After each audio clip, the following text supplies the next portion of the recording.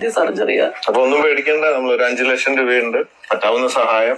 അവിടെ ഒന്നും വേണ്ട, ഫോർമാലിറ്റി ഒന്നും വേണ്ട. കഥ കേട്ട് മെല്ലെ മിഴിപൂട്ട് മാറി ചൂടിൽ ഉറങ്ങ് ഉറങ്ങ് പൊന്നെ തളരാതെ ഓമൽ.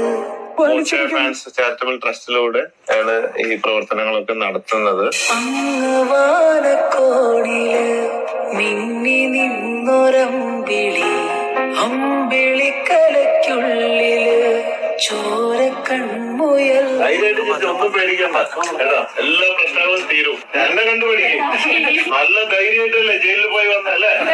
പോകുമ്പോഴും ചിരിച്ചോണ്ട് വന്നു, വരുമ്പോഴും ചിരിച്ചോണ്ട് വന്നു. അതെന്താ മനഃപൂർവ്വം കുറ്റം ചെയ്യാത്തോണ്ടാണ്.